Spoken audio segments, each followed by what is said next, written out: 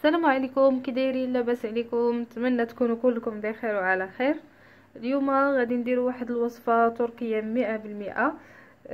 هي البيدا. هما بحال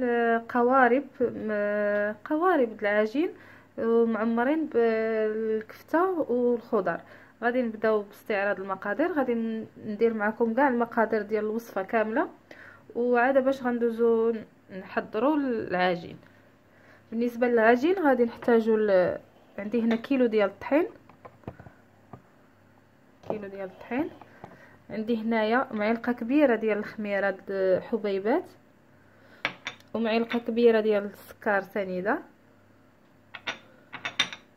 ومعلقه صغيره ديال الملح.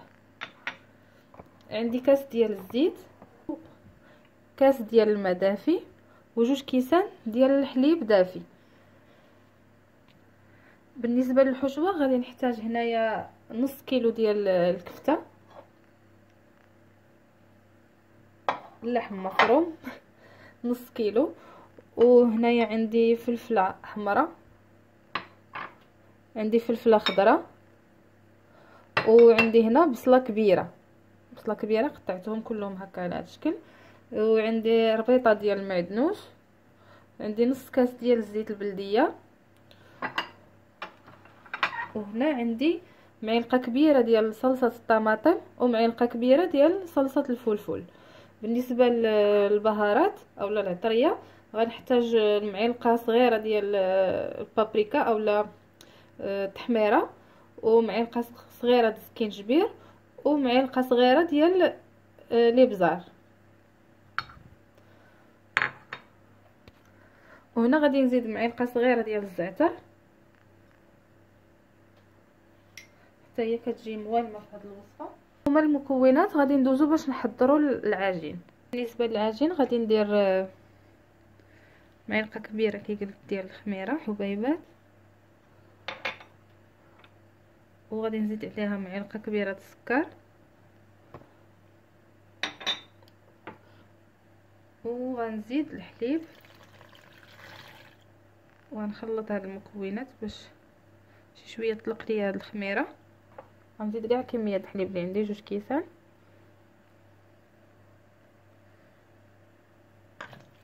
غنخليها واحد 5 دقائق بين ما نفعلت ليا هاد الخميره مع السكر والطحين وطلقات شويه، حيت الحبيبات كتحتاج شويه د الوقت باش تطلق. غنخليها واحد 5 دقائق ونعاود نرجعو نكملو. هي من بعد ما تفاعلت ليا هاد الخميره مع الطحين والحليب غادي نزيد باقي المكونات. غنزيد المليحه، وغنزيد الزيت،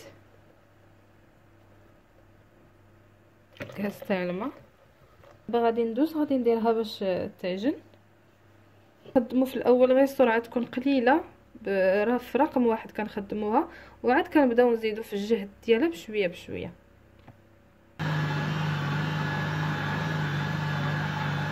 بالنسبه للعجين بانت لي باقا ما طلقاتش مزيان، خاصها مازال شويه د الماء، خاصها تكون مطلوقه شويه على هكا. غادي نزيد ليها واحد 4 كاس. صافي هنايا من بعد ما دلكات ليا العجينه مزيان، دابا راه حصلت على القوام اللي بغيت. هانتوما كي كتكون مرخيه، شتي. بالنسبه للماء اللي زدت نص كاس ديال الماء وما كملتش، بقى منه هاد شويه هذا. بالنسبه للعجين كيكون هذا هو القوام ديالها كما شتي، كتكون مرخيه منخوفه. صافي دابا هكا غادي نغطي عليها.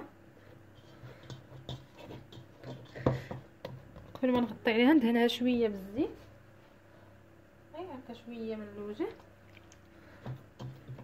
باش ما ديرش ديك القشره. نغطيها دابا، غنخليها بين ما تخمر، خاصها تخمر مزيان. وبين ما تخمر ليا غادي ندوز نحضر الحشوه ديالي. دابا بالنسبه للحشوه غادي نخلطها هنايا في الخلاط. غادي ندير البصله، ندير هاد المعدنوس حتى هو،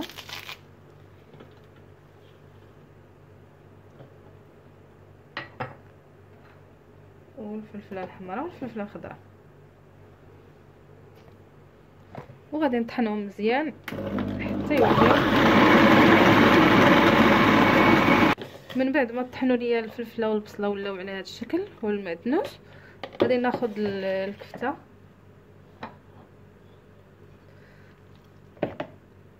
وغادي نزيد عليها هاد صلصه الطماطم، وهذه صلصه الفلفل ومليحه، وهاد البهارات تحميره وبزار سكينجبير، ونص كاس ديال الزيت البلديه،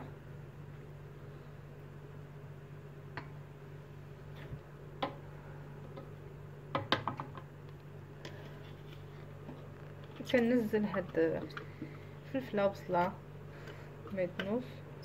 من قبل كنت هاد البصيله والفلفل كنت نحمرهم، كنقطعهم رقاق وكنحمرهم عاد باش كنخلطهم مع اللحم حتى هي كتجي بنينه هذا، ولكن حتى هكا كتجي ألذ حيت كطيب هاد الحشوه ديال اللحم والفلفله والخضر هكايا مع بعضياتهم، كيطيبوا فوق هذيك العجينه كيجيو بنان اكثر. صافي هكا كندمج هاد المكونات هادي، صافي وغادي نخلي حتى يندمجوا هاد المكونات مع بعضياتهم بيد ما خمرات لينا حتى العجينه، وغادي نبداو في التشكيل ديالهم. صافي هنايا العجينه خمرات ليا، هانتوما ضاعف الحجم ديالها كيف ما شفتوا. قبل ما نحطها ضروري ما نرش بالدقيق،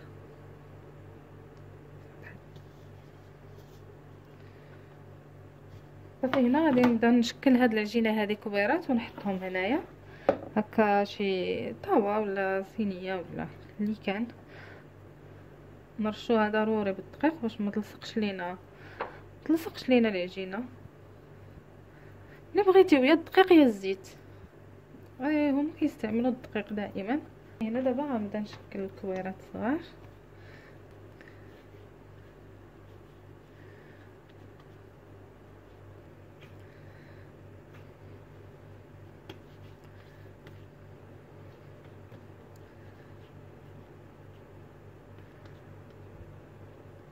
صافي انا غنستمر هكا حتى نكمل هاد العجينه هذه كامله اللي عندي. صافي هذه هي الكميه اللي دارت لي هاد العجينه. دابا غادي نغطيها بزويف ونخليها شويه ترتاح هكا. صافي هنايا من بعد ما ارتاحوا 5 دقائق ضروري ما ترشوا بالدقيق، هكا تحلوهم بالمساعده ديال الدقيق هكا. كنهزو كويره والكميه الاخرى نخليوها ديما هكا مغطيه. دابا غنبدا نسرح في هاد الكويرات، غادي نديرهم هكا طوليين كتشوفوا، والعجينه تكون رقيقه شويه ماشي غليظه حيت فيها ديجا الخميره.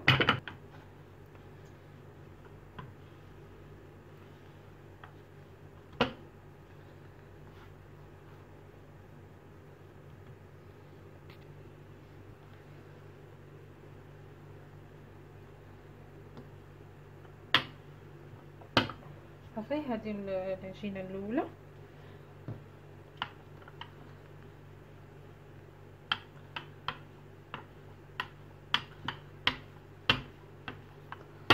هانتوما السمك ديال العجينه كي كيكون شفتيو، كتكون رقيقه مابقاش بزاف وما غليظاش. صافي دابا انا خرجت الحشوه من الثلاجه، غادي نبدا اللي حليتها غادي نعمرها بهاد الحشوه وغنحطها في الطاوه هكا تقريبا. كنديروا معلقات من هاد الحشوه وكنسرحوهم مزيان على هاد العجينه، كنسرحوهم غير الوسط حيت الجناب غادي نسدوهم.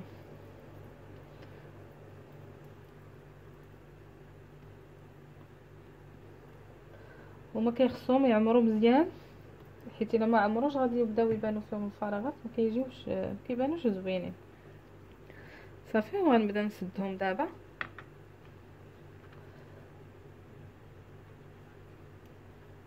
هكا هكا هكا. ما عرفتش واش كيبان مزيان ولا لا. هكا هاد الطريف هذا ضروري هكا نديرو له. شفتي واضح هكا. وميم طون ديك الحشوه ما كتخرجش لينا على الجناب وكتخسر لينا العجينه.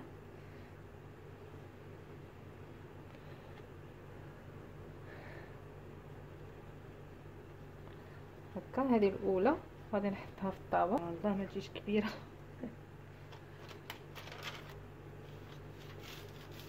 صافي هكا كنحاولوا نقادوها مزيان في اللاطه. هنا يمكن لكم تدهنوا هكا الجوانب ديالهم بالصفار ديال البيض مع شي شويه ديال الخل باش يجيو، ولا بغيتوهم يجيو حمرين. اما هما هكا كيطيبوا في الفران كيخشيوهم ديريكت في الفران، وحيت كيخرجوا عاد باش كيدهنوا هاد الجوانب هادو بالزبده. الكره الثانيه غادي نرش ضروري بالطحين باش ما يلصقوش لينا، ضروري من هاد المرحله باش ما يتلصقوش ليكم.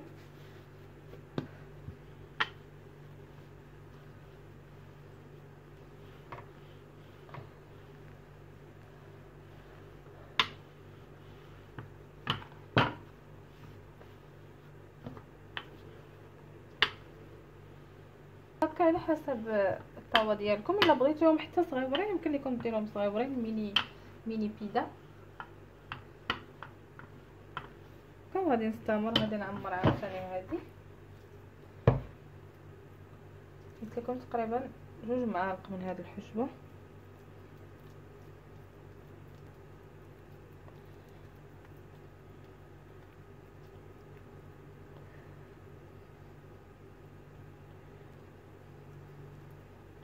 كيف شفتوا البنات كميه الحشوه خص تكون لا باس بها في هذا العجين. صافي دابا غنبدا عاوتاني نسد هكا هكا هكا وعاود هكا هكا، ومن بعد كنجيب هذه هكا، وهاد العجينه الاخرى حتى هي هكا. وإلا شفتوا هنا تبقى لكم بزاف ديال العجين يمكن لكم تقرصوا هكا تحيدوه صافي وتجمعوا هذه غير هكا حتى من هاد الجهه.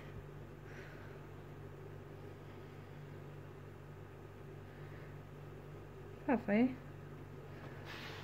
حتى هي غنزها في اللاطه وغنديرهم في الفران.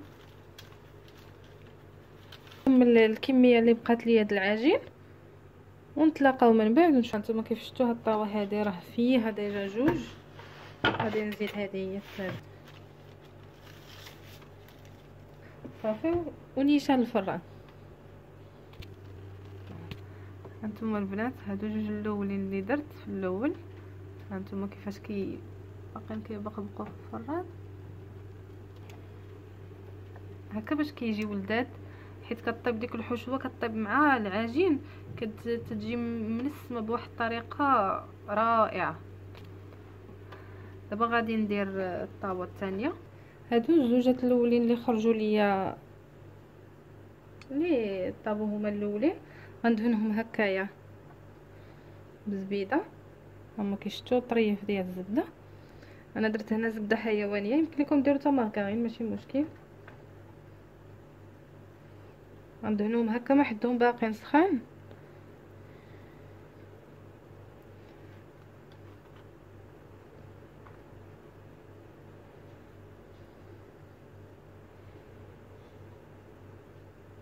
صافي هانتوما كيفاش كيجيو هما من التحت. صافي ندير وحده فوق وحده وغنغطيهم بزويف هكا حتى تخرج الكميه كامله وتوجد ليا، ونوريكم الشكل النهائي ديالهم.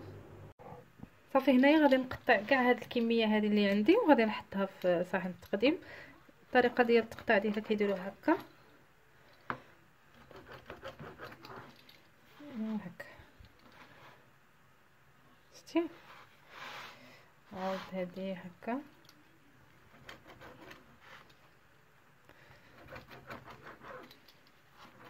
صافي غادي نستمر انا هكا كاع هاد الكميه غادي نقطعها وغنوريكم الشكل النهائي ديالهم في صحن التقديم. كيكون هو الشكل النهائي ديالنا. هذا هو الطبق ديال اليوم، نتمنى يعجبكم. شفتوا العجين كيفاش كتجي طايبه مزيان. نتمنى تجربوا هذا الطبق ويعجبكم. الا عجبكم الطبق خليوا لي لايك واشتركوا في القناه باش يوصلكم دائما الجديد.